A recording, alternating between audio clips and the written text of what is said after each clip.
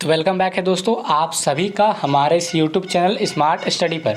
दोस्तों आज हम आपके लिए लेकर के आए हैं जैक बोर्ड में पढ़ने वाले विद्यार्थियों के लिए जो कि क्लास 11th में उनके लिए फिजिक्स का मॉडल सेट नहीं, इनके प्रीवियस ईयर के क्वेश्चन, सारे क्वेश्चंस आज हम डिस्कस करने वाले हैं और really it will be very beneficial for you. ये तुम्हारे लिए बहुत ज़्यादा फ़ायदेमंद होने वाला है बिकॉज क्योंकि देखो यार, वो होते ना जैक बोर्ड का जो फिजिक्स क्या बोलूँ, सारा ही सब्जेक्ट्स, जैक बोर्ड का मॉडल पेपर रिपीट होता है एग्जाम में और जैक बोर्ड का प्रीवियस ईयर क्वेश्चन हमेशा रिपीट होता है। और तुम जैक बोर्ड क्या, तुम UP board, Delhi board, central board, CBSE कर लो या फिर तुम तो अभी खैर बोर्ड्स में हो, यहाँ तक कि कॉम्पिटिटिव एग्जाम्स के भी ना प्रीवियस ईयर क्वेश्चंस ही मैटर करते हैं, हर एग्जाम में रिपीट होते हैं। तो ये तुम्हारे लिए बहुत ज़रूरी है क्योंकि तुम्हारे लिए सिर्फ एक मॉडल सेट जारी हुआ है।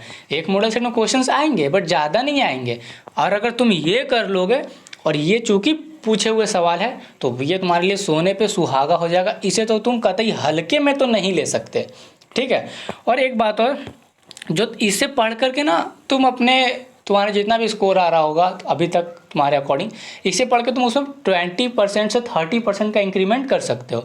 अगर तुम्हारा 50% आ रहा था तुम इसमें 25% और ले सकते हो यहाँ पढ़ के, तो तुम्हारा 75% आ सकता है, ठीक है। तो ये बहुत बहुत हेल्पफुल है और इम्पॉर्टेंट है तुम्हारे लिए। इसे तो तुम हल्के में बिल्कुल भी मत लेना, ठीक है। तो मैंने बता दिया ये क्यों ज़रूरी है आपके लिए करना। बाकी तुम्हारी इच्छा, तुम्हारी श्रद्धा, तुम्हारी अर्चना, तुम्हारी पूजा, तुम्हारी आस्था, सब कुछ तुम्हारी, ठीक है। तो चलो शुरू करता हूँ सॉल्यूशन और एक करके हर एक क्वेश्चन को डिस्कस करेंगे और बहुत आसान वे में डिस्कस करेंगे चूँकि और मैं जो कि करते आया हूँ हमेशा से। और हाँ, इसे शुरू करने से पहले मेरी आपसे दो रिक्वेस्ट है, छोटी छोटी रिक्वेस्ट। क्या है कि आप चैनल को सब्सक्राइब कर दें, शेयर कर दें अपने दोस्तों में और अपना प्यारा सा कमेंट दे दें। और आपने अगर हमारा पिछला मॉडल सेट का सॉल्यूशन नहीं देखा है, फिजिक्स का हो, केमिस्ट्री का हो, बायोलॉजी का हो, कुछ का भी हो, इंग्लिश कोर का भी मैंने दे दिया है, वो नहीं देखा है तो भाई आप उसे देख लेना ज़रूर, वो बहुत बेनिफिशियल है तुम्हारे लिए। और अगर तुम्हें पहले ये देखना है तो तुम पहले ये देख लो, फिर तुम्हें वो देख लेना। तो चलो शुरू करते हैं सॉल्यूशन। ये देख लो, बेसिकली ये पूछा हुआ क्वेश्चन है, मेरे तरफ से कुछ नहीं है, मैंने कुछ इसमें एडिट वगैरह कुछ नहीं किया। ये पूरा पेपर है, मैंने पूरा प्रीवियस ईयर ही तुम्हारे प्यार में उठा लिया है। देख सकते हो क्लास 11 एग्जामिनेशन 2023 पिछले साल का पेपर है, physics MCQ type, full marks 40 तुम्हें दिख रहा होगा, ठीक है। तो चलिए शुरू करते हैं। पहला सवाल है हमारा, विच of the following is not fundamental force in nature. Fundamental कौन नहीं है, पहला सवाल। पप्पू सवाल है, बहुत पप्पू सवाल है, मतलब इजी है।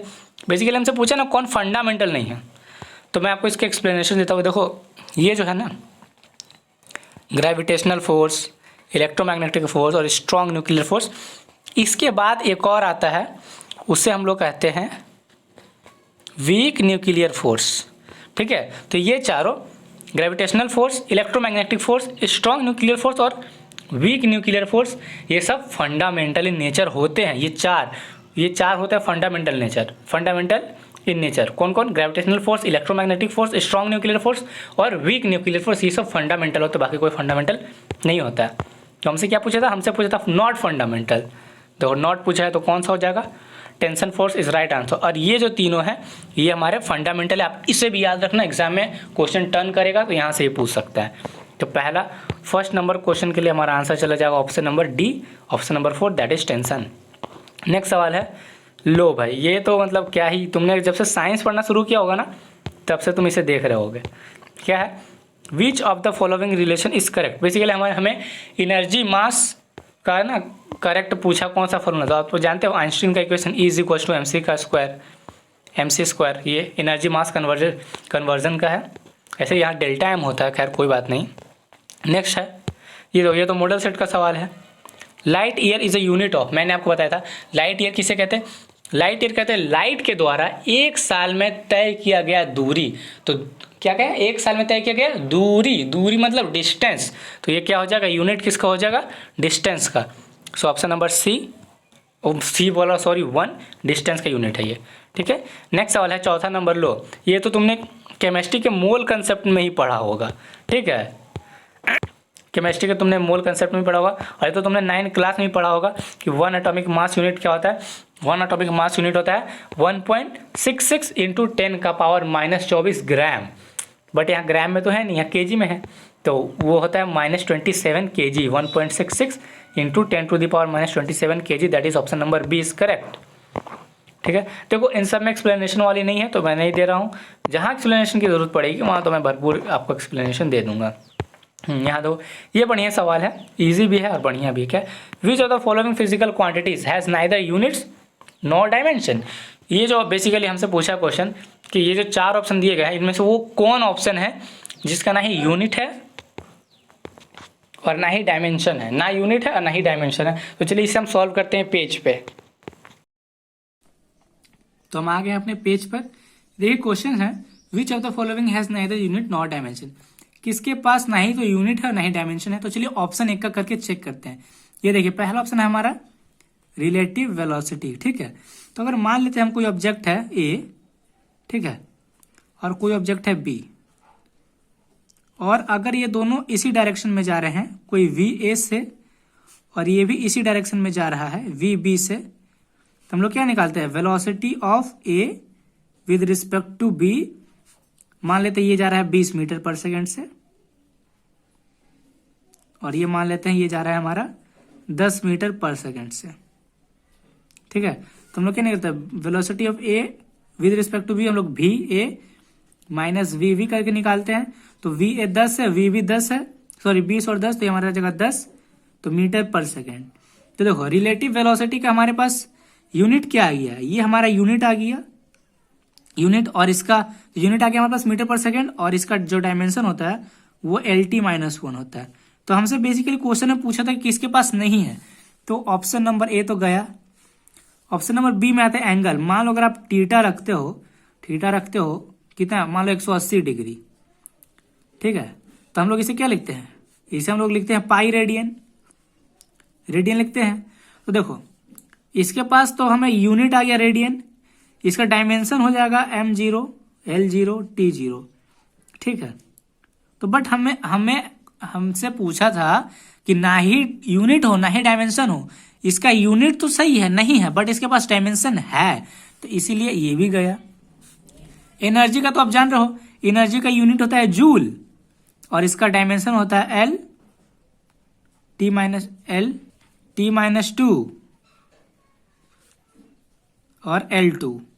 तो ये होता है हमारा इसका डायमेंशन, और यूनिट तो मैंने आपको बता दिया जूल होता है। तो मतलब ये भी ऑप्शन गया, एनर्जी भी गया, रिलेटिव वेलोसिटी भी गया, एंगल भी गया। रिलेटिव डेंसिटी चलिए चेक करते हैं। तो जो हमारा होता है relative density RD is equal to होता है, ये होता है हमारा relative density is equal to density of object, जिस ऑब्जेक्ट की आप डेंसिटी चेक करना चाहते हैं अपॉन में डेंसिटी ऑफ वाटर। तो मान लो यहाँ कोई भी, तो डेंसिटी कोई भी ऑब्जेक्ट का आप लोगे तो उसका यूनिट क्या लिखोगे, kg पर मीटर क्यूब, और डेंसिटी ऑफ वाटर ये भी एक डेंसिटी है तो ये भी आप लिखोगे kg पर मीटर क्यूब, और ये पूरा कट जाएगा, तो ये सारा कट गया, तो हमारा यूनिट भी कट गया और वो भी कट गया, और यूनिट तो कुछ बचा नहीं, और डायमेंशन हमारा बचा m0 L0 T0, सब कुछ कट पिट गया। तो इसका मतलब हमारा रिलेटिव डेंसिटी एक ऐसा चीज है जिसके पास ना तो यूनिट है ना ही डायमेंशन है। तो मैंने चारों ऑप्शन को एक्सप्लेन कर दिया है, होप आपको सब कुछ समझ में आया होगा। चलते अपने वापस पेज की तरफ। क्वेश्चन के लिए हमने आंसर क्या लाया था, रिलेटिव डेंसिटी, सो ऑप्शन नंबर B2 कह सकते हो आप, कुछ भी करेक्ट। नेक्स्ट सवाल है, लो भाई ये तो कितना आसान सवाल आ गया। Area under velocity time graph for a particle in a given interval. आपको पता है ना क्या बताता है, बेसिकली हमसे पूछा कि अगर ये कोई ग्राफ है, और किससे पूछा है हमारा वेलोसिटी और टाइम, तो वेलोसिटी टाइम ग्राफ के अंदर मान लो ये कोई t टाइम होगा, यहाँ पे ये क्या बताएगा, तो अब वेलोसिटी टाइम ग्राफ का हमारा स्लोप बताता है acceleration, so option number B is correct. Next सवाल की ओर बढ़ते हैं। नेक्स्ट सवाल है हमारा, ये देखो एक सेकेंड, हाँ सवाल का नाम से the motion of the particle describe by the equation. ये कोई पार्टिकल है, इसका इक्वेशन ये x is equals to AT plus BT square where A is equals to 15 centimetre पर second and B is equals to 3 centimetre पर second. It's instantaneous velocity at T is equals to 3 second will be. Basically हमें position और time के बीच में relation दिया गया, equation दिया ये जो है कि x is equals to AT plus BT square. अब हमें इसका इंस्टेंटेनियस वेलोसिटी निकालना है, तो चलिए इससे भी सॉल्व करते हैं पेज पर। आ गए हम अपने पेज पर और ये हमारा रिलेशन दिया गया है पोजीशन और टाइम के बीच में, ठीक है। तो हमसे क्या पूछा, हमसे पूछा इंस्टेंटेनियस वेलोसिटी। तो आप जानते हो v इज इक्वल्स टू होता है dx अपॉन dt, मतलब कि पोजीशन का अगर हम डिफ्रेंशिएशन कर देंगे विद रिस्पेक्ट टू टाइम तो हमारे पास वेलोसिटी आ जाएगा।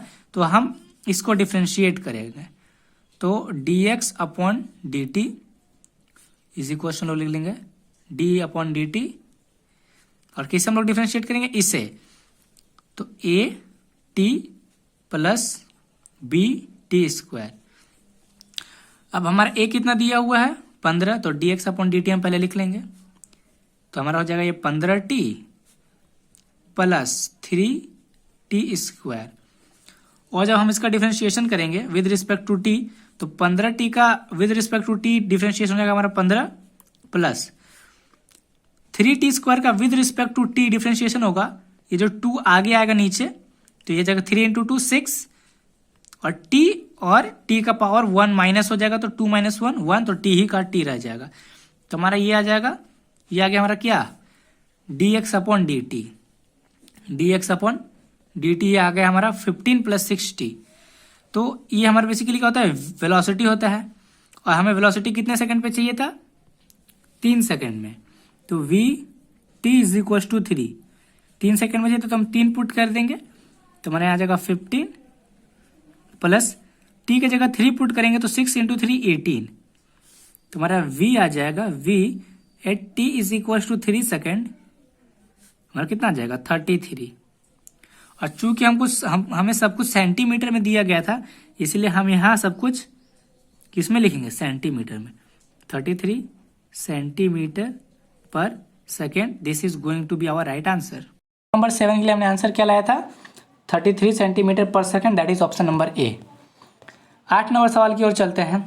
8 नंबर हमारा सवाल है, हमसे पूछता है, क्या कहता है हमसे, एक सेकेंड, ये सवाल हमसे कहता है a body initially at rest, ये जो रेस्ट से शुरू हुआ एक body initially is moving with uniform acceleration a, एक कांस्टेंट एक्सेलरेशन ए से घूम रहा है, और its velocity after n second is v, then नहीं द, फिर क्या पूछा, the velocity of the body at last 2 second. भाई ये वेलोसिटी नहीं होगा, यहाँ पे होगा डिस्प्लेसमेंट, ठीक है। तो हमारा पूछा the displacement of the body after last 2 second, तो लास्ट 2 सेकेंड में वो डिस्प्लेसमेंट कितना कवर किया, तो चलिए इसे भी हम सॉल्व करते हैं। तो ये दिया गया था हमारा सवाल, बोला था an object start from rest, तो यूज इक्वल टू 0, और बोला था कि उसमें ना टाइम को उसने n लिया था, तो t को हमने n ले लिया, और हमसे पूछा था डिस्प्लेसमेंट। तो पहले हम v निकाल लेते हैं, तो v इज इक्वल टू क्या जानते हैं, u प्लस ए टी, ठीक है। तो u तो हमारा 0 दिया हुआ है, तो 0 का 0 रहने देंगे, a का a लिखेंगे, और t को हमने क्या लिखा है n, ठीक है। तो यहाँ से हम एक्सेलरेशन निकाल लेंगे, तो a बराबर हो जाएगा हमारे पास v अपॉन में n, ठीक है। इतना आपको समझ में आ गया, a हमने कैसे निकाला। अब जो हम लोग निकालते हैं डिस्टेंस इन n सेकेंड, तो n सेकेंड में जो भी हम लोग डिस्टेंस कवर करते हैं उसका फॉर्मूला क्या होता है n सेकेंड डिस्टेंस का, तो उसका हम लोग जानते हैं, ये होता है S N is equal to होता है U T plus half A T square, ये हो गया हमारा। तो हमसे ये नहीं पूछा था, हमसे पूछा था लास्ट 2 सेकेंड में, तो n की जगह हम -2 कर देंगे, तो हमारा क्या आ जाएगा यू टी। अब चूंकि देखो u हमारा 0 था, तो ये भी 0 हो जाएगा, तो इसलिए हम यहाँ पे लिखेंगे ही नहीं, क्योंकि ये भी u को 0 पुट करने पे ये 0 हो जाएगा, तो इसे हम लोग नहीं लिखेंगे, हम डायरेक्ट लिख देंगे प्लस हाफ a, और टी स्क्वायर का जगह n-2, क्योंकि हमने यहाँ t को n-2 लिया है, तो n-2 का होल स्क्वायर। और अब हमें लास्ट 2 सेकंड का निकालना है, तो हम पूरे में से इसे माइनस कर देंगे, तो लास्ट 2 सेकंड का हमारे पास निकल जाएगा। तो हम क्या लिखेंगे, हम यहाँ लिखेंगे हाफ, क्योंकि यहाँ पे देखो अगर आप 0 पुट करोगे तो हाफ ए टी स्क्वायर आ जाएगा, तो half A T square minus half A n-2 का होल स्क्वायर। अब अगर हम लोग a/2 कॉमन ले लेंगे, तो a/2 कॉमन लेंगे तो हमारे पास बचेगा n² माइनस n-2 का होल स्क्वायर। ये हमने a/2 कॉमन ले लिया। और अब फर्दर हम इसे और सॉल्व करेंगे तो हमारे पास बचेगा a 2n माइनस 2 और a का वैल्यू हमने कितना निकाला था v/n। तो a को हम लोग लिख देते हैं v/n और ये हमारा 2n माइनस 2। फिर हम यहाँ से 2 कॉमन लेंगे तो ये जाएगा हमारा 2v n minus 1/2। So this is our displacement covered in last 2 second. Question के लिए हमने आंसर कितना रहता है, इस क्वेश्चन के लिए हमने आंसर रहता है 2v n minus 1/n। So this is our right answer, option number A is correct. Next सवाल की ओर चलते हैं। 9th नंबर सवाल है हमारा। क्या हमारा 9th नंबर सवाल चेंज कर लेते हैं। हाँ, अ football is kicked into the air vertically upward. कोई एक ऑब्जेक्ट है, फुटबॉल है, उसे हम लोग वर्टिकली अपवर्ड उड़ा दिए हैं, ठीक है, विद वेलोसिटी u वेलोसिटी से हमने उड़ाया था। और ये बोला था हाईएस्ट पॉइंट पे यहाँ पे इसकी वेलोसिटी कितना है। तो हाईएस्ट पॉइंट पे कोई भी ऑब्जेक्ट जाके रुक जाता है, तब उसके बाद वो नीचे आता है, उस पर ग्रेविटी लगता है, नीचे लगता है g, तो यहाँ वो रुक जाता है, तो उसके हाईएस्ट पॉइंट पे वेलोसिटी कितनी होती है 0। सो ऑप्शन नंबर जहाँ में 0 का वो आंसर है, तो option number C is correct 0। Next 10 number सवाल है। हाँ, क्या 10 नंबर सवाल है, if a vector and b vector are 2 vector which of the following is not correct. कौन सा करेक्ट नहीं है, तो चलो इसे भी हम लोग सॉल्व कर लेते हैं। ये थे हमारे ऑप्शन ए वेक्टर और बी वेक्टर के लिए, और इसमें पूछा था कि कौन सा करेक्ट नहीं है। तो चलिए पहला ऑप्शन को हम लोग चेक करते हैं। तो ये इसमें बोला a plus B vector is equal to B plus A vector, ठीक है। तो ये हमने पहले एक्सिस बना लिया, मान लेते हैं कोई वेक्टर है, मान लीजिए वो पहले चला इधर इतना, फिर ये ऊपर चल गया वाई एक्सिस में। तो इसका कोऑर्डिनेट क्या हो जाएगा, मान लो अगर इसने इधर चला, यहाँ पे कोई भी कोऑर्डिनेट आएगा, ठीक है। ये पहले ए है, मान लो ये ए एक्सिस है, ये बी एक्सिस है, तो पहले इधर चला फिर ये ऊपर चला, तो जो भी आएगा। और मान लो सेम यही केस में अगर ये पहले ऊपर चलेगा और फिर इधर चलेगा, तो वापस भी ये तो वहीं पहुंचेगा ना। ये अगर पहले ऊपर चलेगा और फिर इधर चलेगा तो भी ये वहीं पहुंच जाएगा। तो ये तो हमारा सही हो गया, ये हमारा सही हो गया, ठीक है। तो ये हमारा आंसर नहीं होगा, हमसे रॉन्ग पूछा है। इसमें चलते ये ए डॉट बी, तो हम लोग जानते हैं ए डॉट बी ये होता है हमारा mod of B into cos theta. इसे हम लोग और स्केलर प्रोडक्ट भी कहते हैं। स्केलर प्रोडक्ट आप याद रखें, ये आपके लिए हो सकता है क्वेश्चन घुमा के पूछ देगा। तो A dot B is equal to mod A mod B into cos theta. अब हम निकालते हैं बी डॉट ए। अगर हम निकालेंगे बी डॉट ए तो ये हमारा आ जाएगा मॉड बी मॉड ए फिर ये कॉस थीटा। चूंकि ये मॉड है, इसमें कुछ भी डालो वो पॉजिटिव ही निकल के आएगा, तो अगेन हमारा आ जाएगा A mod B mod cos theta. तो ये तो बिल्कुल सही हो गया, तो ये भी सही हो गया, तो ये हमारा ऑप्शन नहीं जाएगा।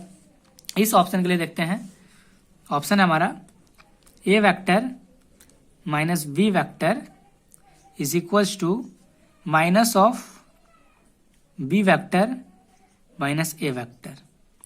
तो आप सॉल्व करो, इस माइनस को अंदर ले जाओ तो ये आ जाएगा ए वेक्टर माइनस वी वेक्टर। तो ये तो इसी के बराबर आ गया, तो ये इक्वल हो गया। बट ये जो होता है हमारा ए क्रॉस बी, अगर आप ए क्रॉस बी करोगे और बी क्रॉस ए करोगे तो ये इक्वल नहीं होता है। वैसे भी हमने 3 सेटिस्फाई कर लिए, इक्वल क्यों नहीं, तो इसका ना एक एंगल चल जाता है इनसाइड और एक एंगल आ जाता है आउटसाइड, ठीक है। तो इसीलिए ये हमारा सही आंसर जाएगा option number B. Question number 10 के लिए हमने क्या आंसर लाया था, that is A cross V not is equal to B cross A होता है, बट इसमें इज इक्वल टू दिया है और इसे हम लोग ऑल्सो वेक्टर प्रोडक्ट भी कहते हैं, ठीक है, वेक्टर प्रोडक्ट, क्योंकि इसमें डायरेक्शन आ जाता है इसीलिए। तो अब इसे याद रखेंगे वेक्टर प्रोडक्ट किसके कहते हैं। बाकी मैंने आपको option A option B option D explain करके बताया है, तो होपफुली आपको समझ में आया होगा। ये क्या है, क्वेश्चन हमसे पूछता है 11 नंबर। आप एक चीज़ नोटिस करोगे ना, तो इसमें मॉडल सेट से भी क्वेश्चन आए हुए हैं। The velocity vector and acceleration vector of a body in a uniform circular motion is related as. तो चलिए मैं आपको यहीं पे समझा देता हूँ, छोटा सा एक्सप्लेनेशन है इसका, पेज का कोई जरूरत नहीं। ये अगर कोई सर्कल है, ठीक है, और इस पे अगर कोई भी चीज़ घूम रही होती है, मान लो ऐसे, ठीक है, ठीक है, तो हमें पता है कि इसमें फोर्स चल रहा है सेंट्रीफ्यूगल फोर्स अंदर की तरफ, रेडियस की तरफ, सेंटर की तरफ, और इसका वेलोसिटी वेक्टर इधर होता है, ठीक है। और इधर अगर ये है, अगर इस समय अगर इधर ये है तो इसमें इसका वेलोसिटी वेक्टर इधर होगा। अगर फोर्स में अगर इसमें अभी इधर लग रही है तो वेलोसिटी वेक्टर इसका इधर होगा। तो आप नोटिस करोगे कि एंगल कितना बन रहा है हमारा हर जगह 90 डिग्री 90 डिग्री 90 डिग्री एंगल बन रहा है, ठीक है। तो perpendicular to each other is going to be our right answer. Both in same direction, both in opposite direction से कोई मतलब नहीं है, सब आपको कंफ्यूज करने के लिए दिए गए। Option number 2 is correct. Next सवाल है, हाँ भाई ये सवाल क्या है, the large force is acting on a body for a short period of time, the impulse imparted is equals to. ठीक है, चलो इससे भी सॉल्व करते हैं। यहीं पे देखो भाई, मैं आपको इसको यहीं पे बताता हूँ। इम्पल्स, तो इम्पल्स हमारे पास क्या होता है, इम्पल्स होता है हमारे पास एफ डॉट डी टी, ठीक है। ये फॉर्मूले से हमारे पास होता है impulse F dot D T. और एफ हमारे पास क्या होता है, by second law of motion D P by D T, मतलब change in momentum with respect to time. और डी टी तो हमारा पहले से है ही है, तो डी टी कट जाएगा। हमारे पास आई कितना आ गया, आई हमारे पास आ गया, that is equals to D P. और ये डी पी का क्या मतलब होता है, आप अच्छे से समझ में आ रहे हो, व्हाट्सएप वाला डी पी नहीं भाई, डी पी मतलब चेंज इन मोमेंटम, ठीक है। तो इसलिए डी पी हमने ला दिया, प्रूफ कर दिया कैसे आए, तो ऑप्शन नंबर 2। देख रहे हो कितना ईजी सवाल है, और ये तुम्हारे लिए बहुत हेल्पफुल है, देखना भाई ज़रूर इसे और करके जाना। नेक्स्ट सवाल है, यस ये भी बहुत ही सवाल है। A shell of mass 200 gram is fired by a gun of mass 100 kg। If the muzzle speed of the shell is 80 metre per second, then the recoil velocity, ठीक है, क्या होगा।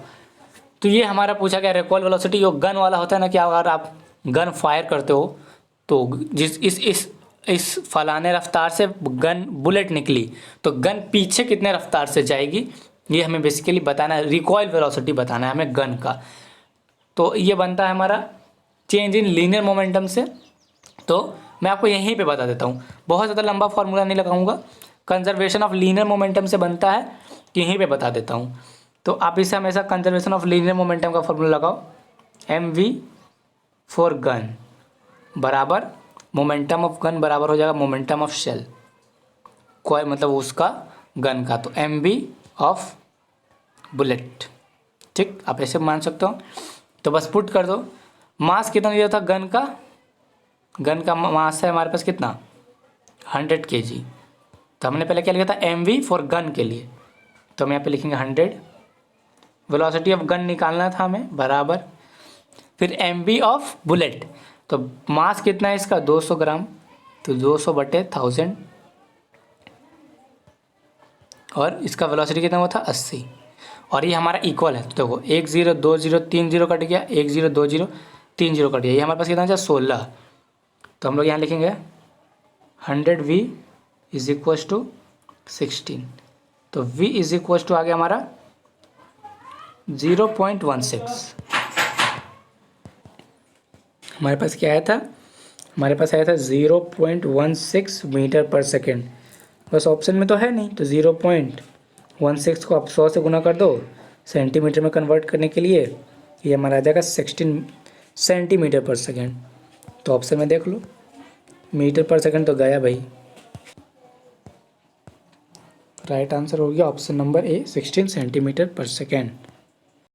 नेक्स्ट क्वेश्चन है हमारा, ये हमारा सवाल है कि एक सेकेंड, यस ये सवाल है, a body is moving under the action of two forces, F1 is equals to 2i cap minus 5j cap and F2 is equals to 3i cap minus 4j cap. Its velocity will be uniform under third force given by, ठीक है। तो basically question में कहने का मतलब है ना कि कोई एक ऑब्जेक्ट है, उस पर 3 फोर्स लग रहे हैं, ठीक है, F1 F2 और F3, और ये यूनिफॉर्म वेलोसिटी से जा रहा है। यूनिफॉर्म वेलोसिटी का मतलब समझते हो, यूनिफॉर्म वेलोसिटी का मतलब होता है एक्सेलरेशन 0, और एक्सेलरेशन 0 का मतलब होता है फोर्स 0। मतलब एक ऑब्जेक्ट है जिसपे 3 फोर्स लग रहे हैं F1, F2 एंड F3 और इसका रिजल्टेंट 0 है। F1 और F2 हमें दिया गया, F3 निकालना है। तो चलो पेज पर सॉल्व करते हैं। हमारा सवाल F1 is equal to 2i cap minus 5j cap, F2 is equal to 3i cap minus 4j cap, F3 हमें निकालना है। v हमारा बोला कॉन्स्टेंट। देखो तो v कॉन्स्टेंट मतलब होता है f बराबर 0। कैसे मैं बताता हूँ।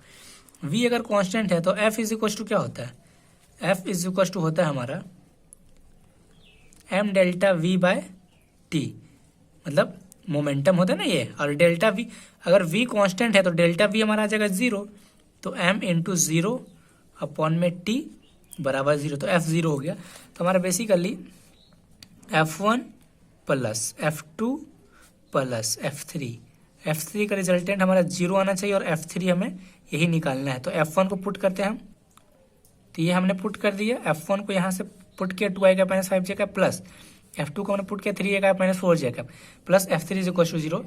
और अगर आप देखो प्लस करोगे तो 2 3 5, तो 5i cap plus minus plus, तो माइनस माइनस प्लस होता है, तो minus 9j cap is equal to f3, ये हो जाएगा माइनस में। ठीक है, और जब आप माइनस माइनस कॉमन लोगे ताकि f3 पॉजिटिव आ जाए, तो f3 हमारा कितना आ जाएगा, f3 हमारा आ जाएगा 9j cap minus 5i cap. आप इसे सीधा करके लिख लोगे तो आ जाएगा minus 5i cap plus 9j cap, ये आ जाएगा हमारा f3। ठीक है, तो ये हमारा आंसर आया था minus 5i cap plus 9j cap. So option number D is correct. ठीक है, नेक्स्ट सवाल की ओर बढ़ते हैं। नेक्स्ट सवाल है हमारा, the coefficients of static friction between the box and the train floor is 0.2। Basically हमें म्यू का वैल्यू दिया है 0.2। The maximum acceleration of the train in which a box lying on it's floor remain stationery. तो चलिए मैं इसे आपको explain करता हूँ पेज पर और समझाता हूँ क्वेश्चन क्या पूछ रहा है और हमें क्या निकालना है। ये रहा हमारा सवाल। हमारा सवाल हमसे कहता है कि कोई एक ट्रेन है, ठीक है, और इसके अंदर एक बॉक्स रखा हुआ है। ठीक है, तो इस पर हमें पता है फ्रिक्शन लगेगा, पीछे फ्रिक्शन लगेगा, और ये जब मूव करेगा तो एक्सेलरेशन हमारा आगे लगेगा। ठीक है, हमारा फ्रिक्शन लगेगा पीछे, हमारा एक्सेलरेशन लगेगा आगे। तो यहाँ से बेसिकली, और इस पे हमारा नीचे की ओर लगेगा mg, नीचे की ओर लगेगा हमारा mg, और ऊपर की ओर लगेगा हमारा नॉर्मल फोर्स। इतना आप समझ गए। अब हमसे बोला है बेसिकली कि एक्सेलरेशन ट्रेन का कितना हो कि ये जो है ना ये स्टेबल रहे, ये स्लिप ना कर जाए। ठीक है, तो ये तो mg तो हमारा इससे कैंसिल हो जाएगा। तो ये हमारा बेसिकली कितना हो, तो हमारा फ्रिक्शन फोर्स ये कितना हो बेसिकली हमें बताना है, ताकि फ्रिक्शन फोर्स नहीं, हमसे एक्सेलरेशन पूछा है तो फ्रिक्शन लग रहा है तो इसी से हम एक्सेलरेशन निकालेंगे। तो हम जानते हैं ये जो नीचे एक्सेलरेशन है तो ये हमारा कितना आगे फोर्स लगाएगा, ये लगेगा हमारा ma, और ये बैलेंस हमारा रहना चाहिए फ्रिक्शन फोर्स से। ठीक है, तो यहाँ हम लिख देंगे ma, और फ्रिक्शन फोर्स का फॉर्मूला था म्यू इंटू एन। तो म्यू एन कितना हमारा, एन है हमारा mg के बराबर, तो हम लिखेंगे यहाँ mg, और यहाँ हम लिखेंगे ma। ठीक है, ये देखो मास से मास कट गया। हमसे एक्सेलरेशन पूछा था, तो एक्सेलरेशन कितना होना चाहिए, तो एक्सेलरेशन हमारा होना चाहिए म्यू इंटू जी। म्यू कितना था हमारा 0.2, और जी को हम ले लेंगे 10। तो एक्सेलरेशन हमारा 2 मीटर पर सेकेंड स्क्वायर। देखो इसके दो मतलब है, 2 मीटर पर सेकेंड स्क्वायर या इससे कम एक्सेलरेशन होगा तो हमारा ये जो बॉक्स था ट्रेन के अंदर ये स्टेबल रहेगा, नहीं तो ये हिलने लगेगा, आगे पीछे हो जाएगा। ठीक है, तो हमारा आंसर आ गया 2 मीटर पर सेकेंड स्क्वायर। तो हमने आंसर इसका कितना लिया था, हमने आंसर लिया था 2 metre per second square. So option number A is correct. Next question की ओर बढ़ते हैं। नेक्स्ट क्वेश्चन हमारा, the work done bye a body against friction force always. देखो मैं इसको आपको यहीं पे समझा देता हूँ। अगर मान लो ये कोई बॉडी है, ये कोई बॉडी है, आप इस पे मान लो इधर की ओर फोर्स लगाओगे। ठीक है, तो फोर्स लगाओगे तो कोई ना कोई वेलोसिटी होगी, इसकी मास है m, तो कोई ना कोई वेलोसिटी होगा। तो इसका काइनेटिक एनर्जी हम निकाल सकते हैं फॉर्मूले से, हाफ m v स्क्वायर से। ठीक है, v स्क्वायर से हम इसका निकाल सकते हैं काइनेटिक एनर्जी। लेकिन चूंकि फ्रिक्शन फोर्स नीचे लगेगा, नीचे बोल रहा हूँ पीछे लगेगा, तो ये जो इसकी वेलोसिटी है उसको ये रिड्यूस करेगा, घटाएगा, क्योंकि कोई चीज़ आगे जाएगी और तुम्हें कोई चीज़ पीछे खींचेगी, जो तुम तो स्लो हो गए ही हो गए, तो वेलोसिटी पीछे खींचेगा, तो इसका वेलोसिटी में क्या होगा, डिक्रीमेंट। और काइनेटिक एनर्जी डायरेक्टली स्क्वायर के प्रोपोर्शनल है,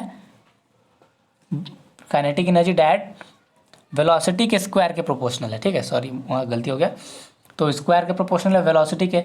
जब तुम्हारा वेलोसिटी कम होगा तो काइनेटिक एनर्जी भी कम हो जाएगा, समझ गया। तो इसका आंसर क्या जाएगा, loss in kinetic energy. So option number A is correct. Next सवाल है हमारा, हाँ भाई ये क्या सवाल है हमारा, सवाल है a body constant to move along Y axis, body सिर्फ वाई एक्सिस में ही मूव करेगा। कांस्टेंट फोर्स का वैल्यू दे दिया -i cap + 2j cap + 3k cap newton. तो the work done by this force is moving the body a distance 4 metre along Y axis. Basically हमें force दिया गया है और हमें डिस्प्लेसमेंट दिया गया है, हमें वर्क निकालना है। तो चलिए वर्क निकालते हैं पेज पे। ये हमारा फोर्स और ये हमारा डिस्प्लेसमेंट, हमें वर्क निकालना है।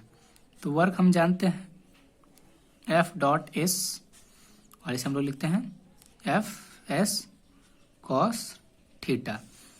तो चलिए वैल्यू लिख लेते हैं। F की वैल्यू है, तो हमने इसकी वैल्यू उतार दी। देखो F की वैल्यू हमने निकाली है -i cap + 2j cap + 3k cap.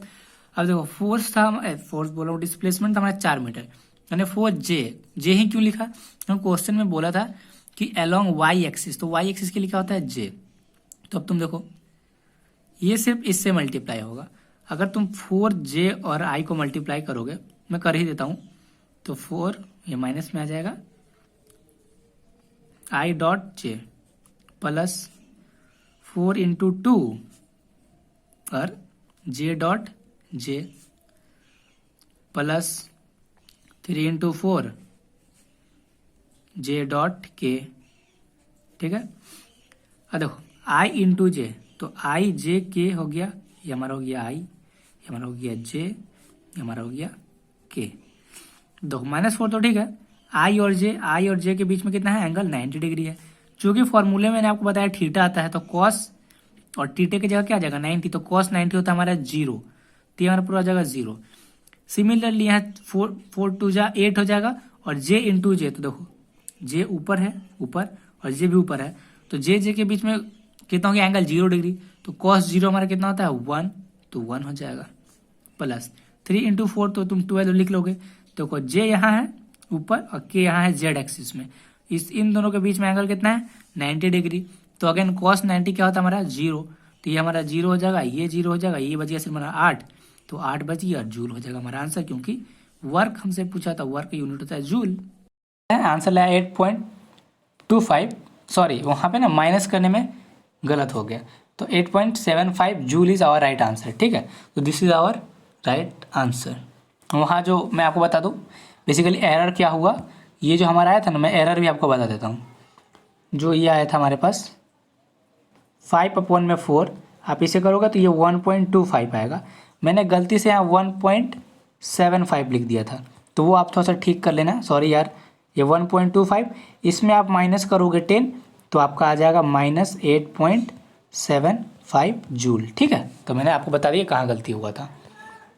Next सवाल है हमारा, the power of a pump is 2 kilowatt और if g is equals to 10 meter per second square, the amount of water that can raise in 1 minute to a height of 10 meter। Basically हम बोला कि एक motor है, water pump है, जिसका power इतना है और हमें ना 10 मीटर हाइट पे पानी को ले जाना है, ठीक है। तो 1 मिनट में ये जो 2 किलोवाट का जो मोटर है या पंप है, ये 1 मिनट में कितना अमाउंट ऑफ वाटर ऊपर ले जा सकता है, जो कि 10 मीटर ऊपर ले जाना है।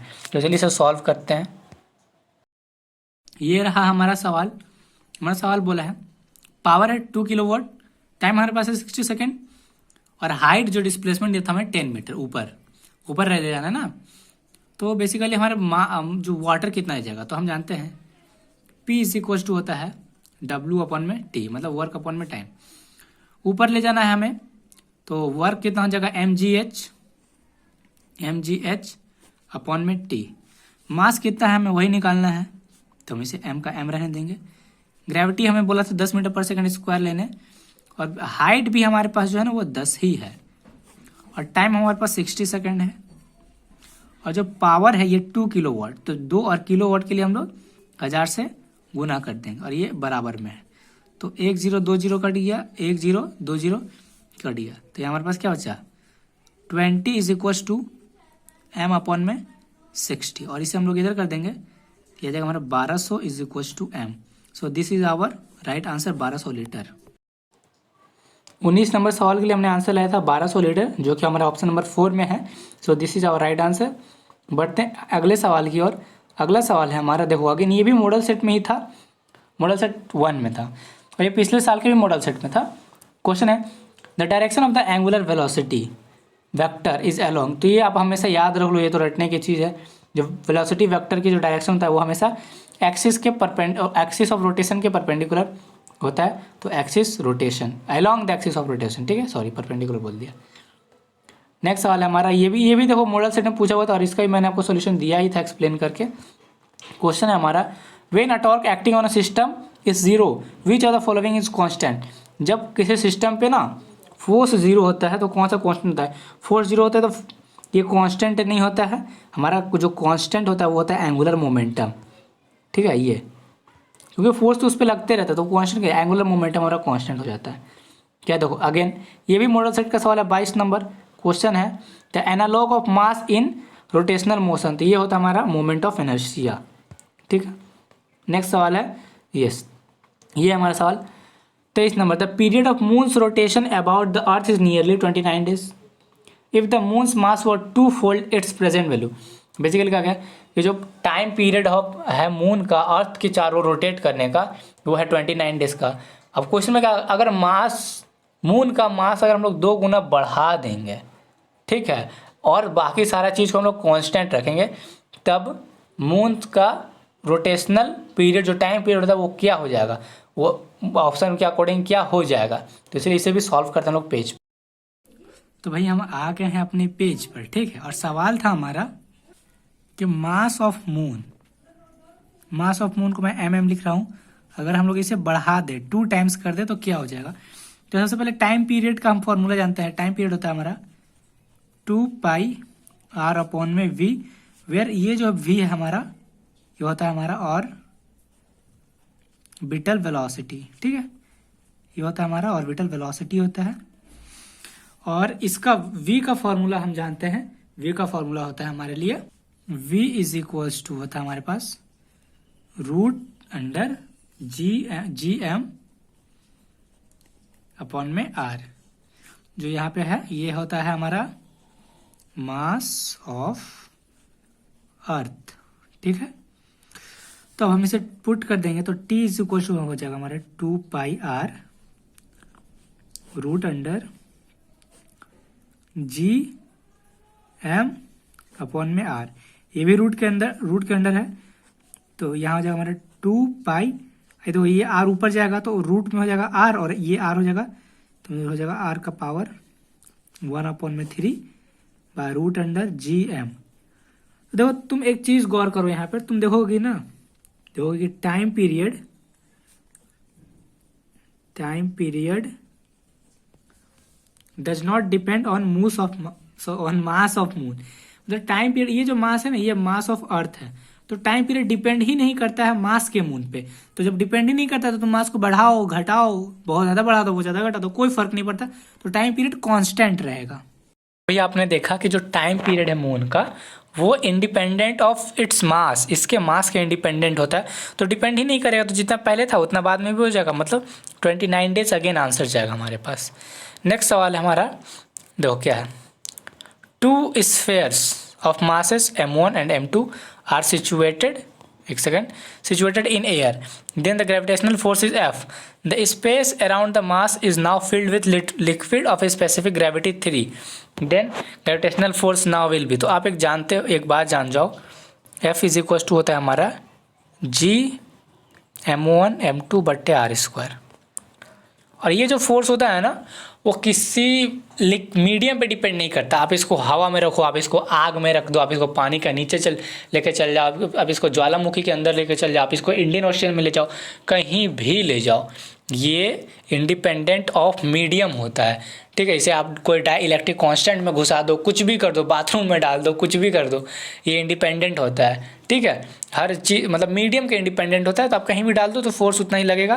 तो ये हमारा आंसर चल जाएगा F, that is option number 2। F/3 भाई कोई डाई इलेक्ट्रिक थोड़े है। नेक्स्ट सवाल हमारा 25 नंबर, वो ये है, ये सवाल है, if the mass m is the mass of earth and r is its radius and the ratio of acceleration due to gravity and the gravitational constant is. Basically हमसे पूछा है पहले acceleration due to gravity g upon बड़ा G। ठीक है, तो देखो मैं इसको आपको यहीं पे सॉल्व करके दिखा देता हूँ। हम लोग जानते हैं छोटा g, ये छोटा g इज इक्वल टू क्या होता है हमारे पास, छोटा g इज इक्वल टू होता है हमारे पास Gm/r²। तो आप बड़ा जी को इधर ले आ जाओ, ले आओ, तो जी अपॉन में जी क्या हो गया, m अपॉन में r²। तो यही जाएगा हमारा आंसर, m अपॉन में r²। तो देख लो m ई बटे आर ई का होल स्क्वायर। तो ये हो गया ऑप्शन नंबर 2 इज करेक्ट। कितना आसान था, बस हमें डिवाइड करना था। देखो shear modulus is also known as, देखो कितना आसान क्वेश्चन है। शियर मॉड्यूलस को हम लोग जानते हैं मॉड्यूलस ऑफ रिजिडिटी से, तो ऑप्शन नंबर 3 जाएगा हमारा करेक्ट आंसर। कितना आसान है। अब यहाँ देखो ये है हमारा breaking point of a stress on a wire depends upon. देखो तो हम क्या जानते हैं, हम जानते हैं ये कि जो किसी का भी जो ब्रेकिंग पॉइंट होता है ना, वो उसके मटेरियल के नेचर पे डिपेंड करती है। ये ज़रूरी नहीं कि वो मोटा कितना है, भाई मोटा तो मैं रुई का भी तार बना दूंगा तो क्या वो मजबूत हो जाएगा, नहीं। और मैं पतला अगर कॉपर का तार बनाऊंगा तो वो मजबूत होगा ना। ठीक है, तो वो मटेरियल पे डिपेंड करता है, इट्स अ मटेरियल पर डिपेंडेंट प्रॉपर्टी, इसलिए ऑप्शन जाएगा इसका 3, material of the wire. Next सवाल है, देखो ये है, a man is sitting in a boat which is floating in a pond, if the man drink some water from the pond the level of the pond. ये basically ये जो question है ना, ये पूछा हुआ क्वेश्चन है AIPMT 1980। ठीक है, तो ये हमारा क्वेश्चन पूछा हुआ है। इससे पहले ये जो हमने क्वेश्चन करवाया था ये वाला, एक सेकेंड, ये वाला, ये हमारा 2008 का सवाल है। AIPMT 2008। ठीक है, AIPMT मतलब नीट होता है, उसका 2015 के बाद उसे नीट कर दिया गया। पहला ये AIPMT था, AIPMT। तो देखो बेसिकली 1980 का सवाल है, बहुत पुराना सवाल है।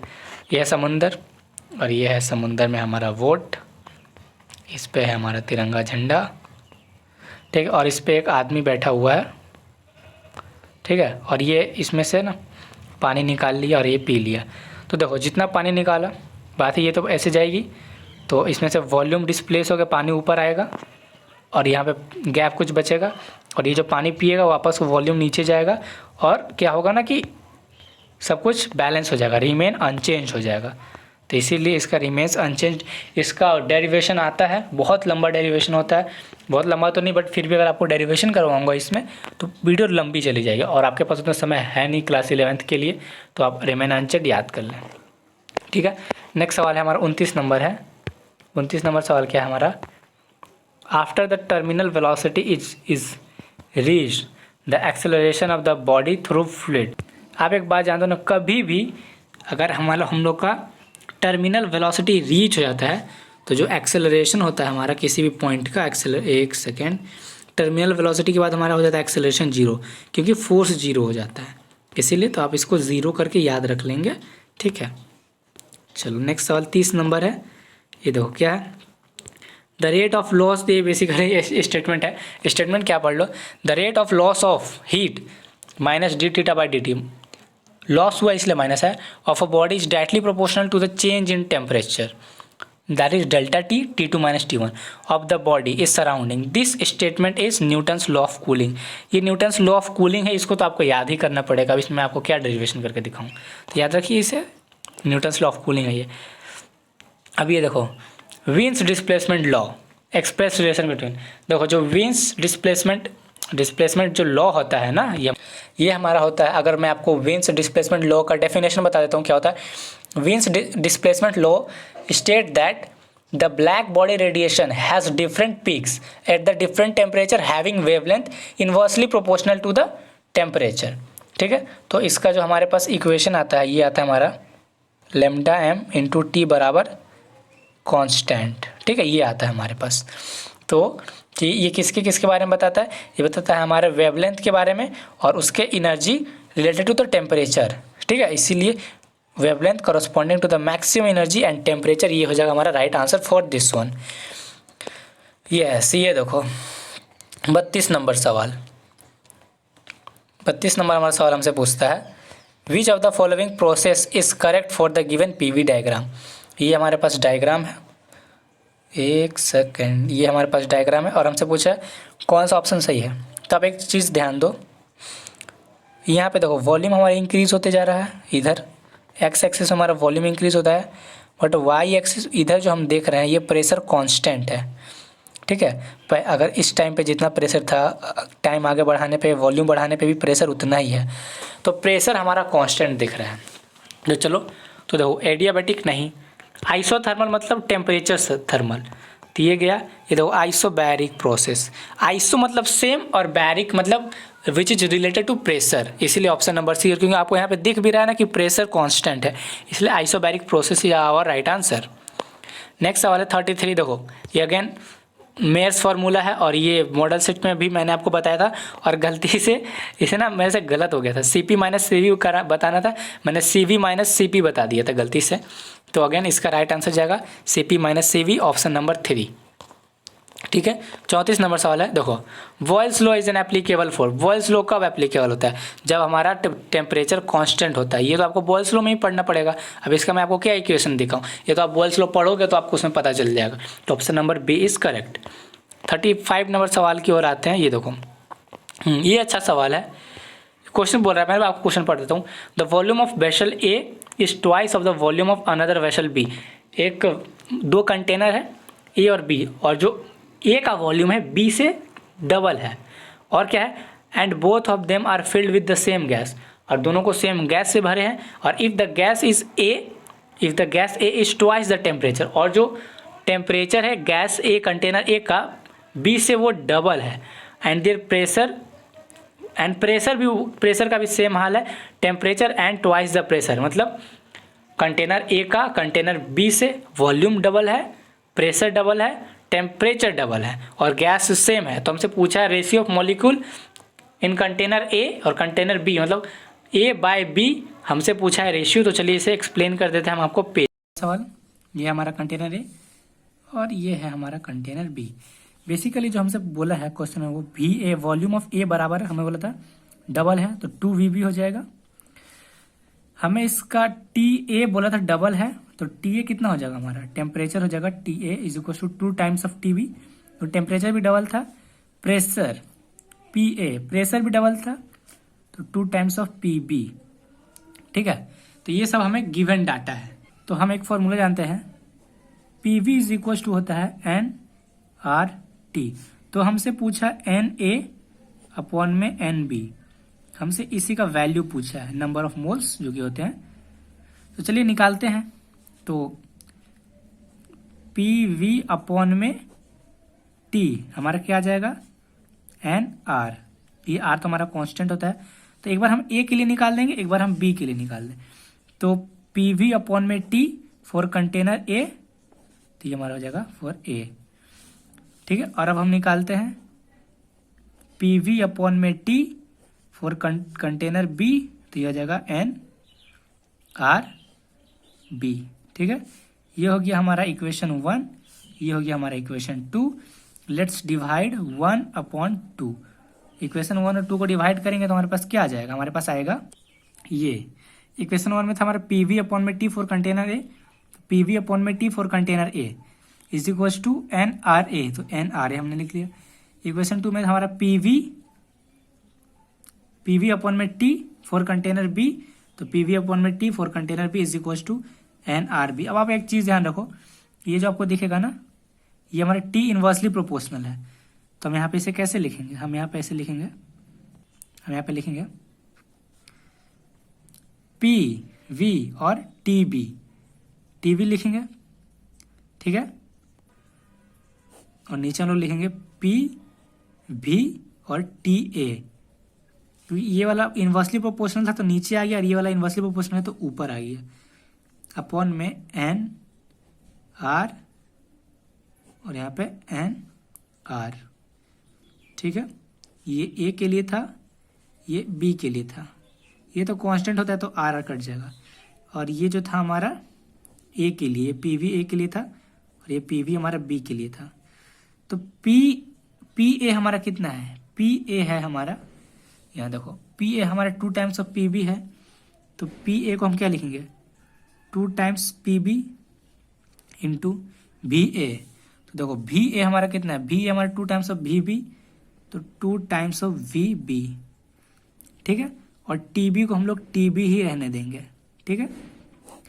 अब यहाँ लिख देंगे P into V, V into B, और टी ए हमारा कितना है, देखो टी ए हमारा 2 टाइम्स ऑफ टी बी, तो यहाँ 2 times of T B is equals to N A N B. देखो जो कटा काट दो, पी बी से पी बी कटा, वी बी से वी बी कटा, टी बी से टी बी कटा, इस 2 से ये 2 कट गया, तो क्या आ गया, यहाँ आ गया हमारे पास, ये आ गया हमारे पास 2, ये आ गया हमारे पास एन ए अपॉन में एन बी, तो ये हो गया हमारे पास 2 अपॉन में 1। तो ये है हमारे पास right answer for this question, था ऑप्शन नंबर बी जो कि है 2, ठीक है। नेक्स्ट सवाल की ओर चलते हैं। नेक्स्ट सवाल हमारा 36 नंबर है, क्या ये है हमारा क्वेश्चन, एक second. A particle is executing simple harmonic motion with amplitude A, the distance travel by the particle in 1 time period is. तो चलिए सॉल्व करते हैं इसे।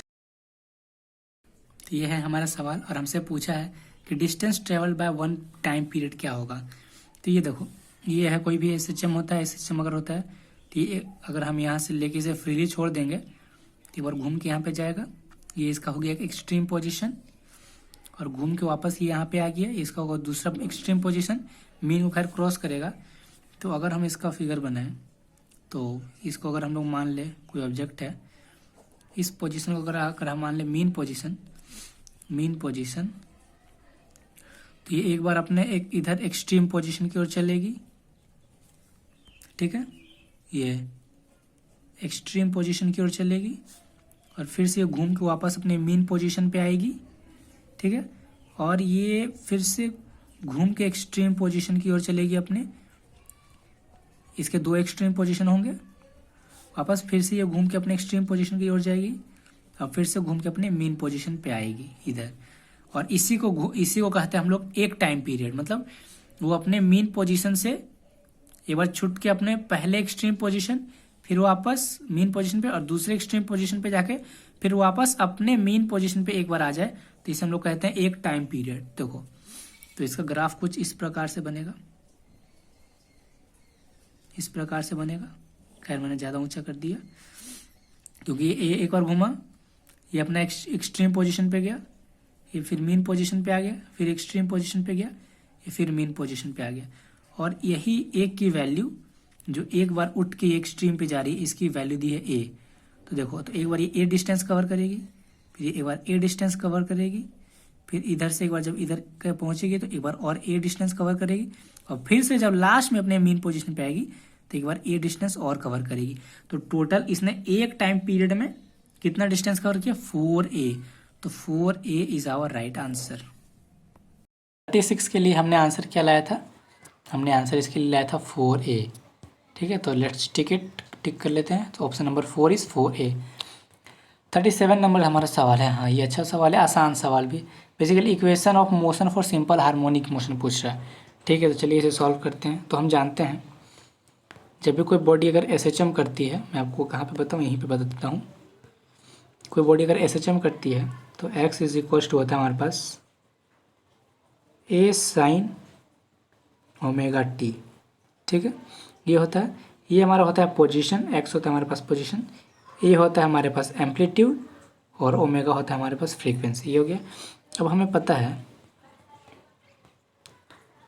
D x upon D T ये होता है हमारे पास v, ठीक है।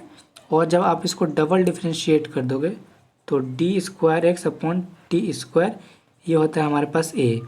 और एक सिंपल हार्मोनिक एसएचएम में एक्सेलरेशन होता है हमारा minus omega square X, X के पोजीशन में ये होता है हमारा एक्सेलरेशन। मैं आपको इसे अगर अच्छे से लिख के दिखाऊं तो एक सिंपल हार्मोनिक मोशन में एसएचएम जब होता है तो उसके लिए ए की वैल्यू होती है डी स्क्वायर टी अपॉन में D T is equals to A, और ये हमारा होता है minus omega square X, X के टर्म में होती है। तो चलिए इसे मैच कर लेते हैं। तो देखो पहला ऑप्शन नहीं, देखो दूसरा ऑप्शन पहले देखो, माइनस देखो D square by D T square, ये देखो माइनस ओमेगा स्क्वायर टी आ गया, टी के फंक्शन में है, गलत। यहाँ तो स्क्वायर ही नहीं है, गलत। यहाँ भी स्क्वायर नहीं है, गलत। Option number A is correct. देखो क्या है, D square X upon D T square is equals to minus omega square X. तो 37 इज आवर राइट आंसर, ठीक है। 38 नंबर हमारा सवाल है। देखिए क्या है, सवाल है हमारा, a particle is executing simple harmonic motion with amplitude A and frequency omega, the ratio of maximum acceleration to maximum velocity of a particle is, ठीक है। तो चलिए इसे सॉल्व करते हैं में वी मैक्स, ठीक है। उसका बेसिकली हमसे रेशियो पूछा है, तो पूछा क्या हमसे सवाल में, ए मैक्स अपॉन में V max is equal to हो गया। तो अब एक बात जानता हूँ, जैसे कि अगर कोई बॉडी एक ऐसे जम कर रहा है तो यहाँ अपने मीन पोजीशन से शुरू होगा और ये यहाँ पे जाएगा एक्सट्रीम पोजीशन पे पहले, जहाँ यू इज इक्वल टू हमारा हो जाएगा 0। फिर वो वापस अपने एक्सट्रीम पोजीशन पे आएगा और यहाँ पे होगा हमारे पास मैक्सिमम जी, ठीक है। और फिर यहाँ पे जाएगा अपने एक्सट्रीम पोजीशन पे, अगेन यहाँ पे हो जाएगा हमारा उसका वेलोसिटी 0। यहाँ पे उसका जी बोले तो मतलब ये जी को आप ए मान लो एक्सेलरेशन, यहाँ पे उसका एक्सेलरेशन मैक्सिमम होगा, यहाँ पे उसको यू 0 होगा, यहाँ पे भी यू 0 होगा। तो हमसे वी मैक्स पूछा था, तो वी मैक्स का हम फॉर्मूला जानते हैं, वी मैक्स इज इक्वल होता है ओमेगा स्क्वायर रूट अंडर ए स्क्वायर माइनस वाई स्क्वायर, ठीक है। अगर हमें मैक्सिमम वी चाहिए, अगर हमें मैक्सिमम वी चाहिए तो ये हमारा क्या पुट हो जाएगा, ये हमारा 0 पुट हो जाएगा, क्योंकि तभी तो हमारा मैक्सिमम पुट वेलोसिटी आ जाता है। वी मैक्स हो जाएगा हमारा ओमेगा स्क्वायर रूट अंडर ए स्क्वायर, इसको हम लोग 0 पुट करेंगे तो ये हमारा ये आ जाएगा ओमेगा स्क्वायर ए, ये हो गया हमारा वी मैक्सिमम, ठीक है। और अभी हमने बताया था कभी भी अगर कोई बॉडी एसएचएम करती है और एक्सेलरेशन अगर वो करेगी तो एक्सेलरेशन वो करेगी हमेशा माइनस ओमेगा स्क्वायर वाई, वो पोजीशन के अकॉर्डिंग वैरी करती है। तो यहाँ वाई है तो हम वाई ले लेंगे minus position omega square Y, और ये जो वाई है हमारा ये यहाँ पे दिया गया एम्पलीट्यूड, और ये हमारा कितना है, ये हमारा ए दिया गया है। तो हम यहाँ ए मैक्स को पुट करेंगे माइनस ओमेगा स्क्वायर और ये हमारा हो जाएगा ए, ठीक है।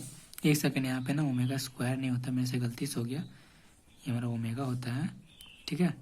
तो हमारा हो गया ओमेगा स्क्वायर ए, तो ए मैक्स हमारा इतना निकल गया ओमेगा स्क्वायर ए, और ये हो गया हमारा ओमेगा। तो हमसे क्वेश्चन में पूछा था एक्सेलरेशन हमें चाहिए था मैक्सिमम और वेलोसिटी चाहिए था मैक्सिमम, तो एक्सेलरेशन हमारे पास कितना मैक्सिमम आया माइनस ओमेगा स्क्वायर ए, वेलोसिटी मैक्सिमम आया ओमेगा ए, तो ये से कट जाएगा, ओमेगा से ये कट जाएगा, बस आ जाएगा ओमेगा इज आवर आंसर। तो इसके लिए हमने आंसर निकाला था क्या, for maximum acceleration and maximum velocity के लिए हमने आंसर निकाला था omega, that is option number C is correct. चलते हैं 39 नंबर क्वेश्चन की ओर। 39 नंबर हमारा सवाल है, सवाल हमसे कहता है when a sound wave is refracted from air to water which of the following remains unchanged. जब कोई साउंड वेव रिफ्रैक्ट होती है एयर से वाटर में तो कौन सा हम लोग का अनचेंज रहता है, ठीक है, हमें ये बताना है। हमारा जो रिफ्रैक्ट होता है तो इसमें हमारा फ्रीक्वेंसी हमेशा अनचेंज रहता है, ये कभी चेंज नहीं होता, इसीलिए हमारा option number D is correct, frequency. Here we have our last question of the day. Question का है a progressive wave is represented by y is equal to 5 sin 100 pi t minus 2 pi x where x and y are in meter and t are in second. The maximum velocity of the particle is। तो चलिए इसे भी solve कर लेते हैं। Question में हमें ये दिया गया है y इज इक्वल टू दिया है हमें 5 sin 100 pi t minus 2 pi x और हमसे पूछा है v मैक्सिमम और ये पोजीशन के बारे में दिया है। तो हमें पता है dx अपॉन dt ये होता है हमारा v। तो इस y को अगर हम डिफ्रेंशिएट कर देंगे तो हमारे पास v आ जाएगा। तो dy अपॉन dt ये हो जाएगा। इसको अब हम डिफ्रेंशिएट कर रहे हैं तो ये हो जाएगा हमारा 5 sin 100 pi t ही रहेंगे माइनस 2 पाई x। अब 100 पाई का हम लोग करेंगे तो यहाँ आएगा हमारे पास 100 पाई और एक सेकेंड 100 पाई हो गया और इसके रिस्पेक्ट में इसका हो जाता है 0। तो ये हमारे पास v आ गया हमारे पास 5 sin 100 पाई t सॉरी 5 साइन बोल दिया, यहाँ पे कॉस हो जाएगा ना, गलती से साइन हो गया कॉस सॉरी। तो v हो गया हमारे पास 5 cos 100 पाई t माइनस 2 पाई x इंटू 100 पाई। तो हम जानते हैं फॉर v मैक्सिमम हमें ये cos थीटा भी मैक्सिमम लेना होगा, cos थीटा में मैक्सिमम लेना होगा और cos थीटा की मैक्सिमम वैल्यू कब होती है जब थीटा हमारे पास 90 डिग्री होती है और जब थीटा हमारे पास 90 डिग्री होती है तो ये हमारे पास कितना था 1। तो जब हम यहाँ पे cos की मैक्सिमम वैल्यू रखेंगे तो ये हो जाएगा हमारा 5 इंटू और जब हम यहाँ cos की मैक्सिमम वैल्यू रखेंगे तो cos की मैक्सिमम वैल्यू 1 होती है इंटू 100 पाई। तो ये हमारे पास कितना आ जाएगा, ये हमारे पास आ जाएगा 500 पाई मीटर पर सेकेंड हो जाएगा ये हमारा velocity. So this is our right answer. 40 नंबर सवाल के लिए हमने आंसर लाया था इसके लिए 500 पाई मीटर पर सेकेंड। ठीक है, ये हमारा राइट आंसर। तो भाई ये थे आज आपके 2023 में पूछे गए जैक बोर्ड के द्वारा फिजिक्स के 40 सवाल। मैंने 40 सवाल को आपको सॉल्व करवा दिया है, एक्सप्लेनेशन के साथ सवाल सॉल्व करवाया है। मैं आशा करता हूँ आपको एक्सप्लेनेशन अच्छी लगी होगी और आपको समझ में भी आया होगा कि हाउ इट वर्क्स, चीज़ें काम कैसे करती हैं। ठीक है, तो अब मैं चाहता हूँ अलविदा जाने से पहले एक गुजारिश आपसे और है कि अगर आप हमारे चैनल पर हैं तो आप हमारे चैनल को सब्सक्राइब करें, लाइक करें और हाँ अपनी राय ज़रूर दें कमेंट में। ठीक है, तो अब मैं चलता हूँ, आपसे चाहता हूँ अलविदा। जिस तरीके से मैंने फिजिक्स के लिए लाया उसी तरीके से मैं अब आप बोलोगे तो और भी ला दूँगा। ये तुम्हारे प्यार पे डिपेंड करता है, तुम्हारे रिस्पांस पे डिपेंड करता है कि तुम्हारा रिस्पांस कैसा है। ठीक है, और यार भाई ये ज़रूर करना, तुम्हारे लिए बहुत इम्पॉर्टेंट है। ये तुम करोगे, मैंने तुम्हें शुरू में ही बताया था, दोबारा बताने की मुझे कोई ज़रूरत है नहीं। तुम समझदार हो, तुम समझते हो। ठीक है, चलता हूँ, अब आपसे मिलता हूँ नेक्स्ट वीडियो में। तब तक के लिए लव यू ऑल। जय हिंद, जय भारत।